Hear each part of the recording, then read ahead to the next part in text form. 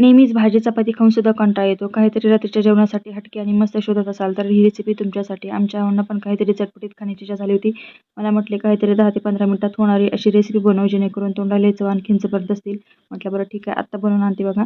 तर त्यासाठी कढईमध्ये तेल, जिरे, मोहरी, त्यामध्ये बारीक चिरलेला कांदा, त्यामध्ये थोडंसं टोमॅटो टाकून घेतलं, बारीक चिरलेली मिरची टाकल्या, तिथे लाल मसाला, त्यामध्ये हळद टाकून घेतली, काश्मीरी मिरची पण टाकून घेतली, वरतून अशी बारीक चिरलेली कोथिंबीर घातली आणि इथं होतं सकाळी थोडंसं शिल्लक राहिलेलं वरण आणि ती म्हणजेच डाळ. तर ही डाळ तशी शिल्लक राहिली होती तर ती पण डाळ इथे टाकून घेतली आणि त्यामध्ये भरपूर सारं कढई भरून असं पाणी टाकून घेतलं. वरतून अशी बारीक परत चिरलेली कोथिंबीर टाकून घेतली, मीठ पण टाकून घेतलं होतं. आता इथे एक चपाती लाटून घेतली, चपातीला बारीक बारीक असे काप करून घ्यायच्यात.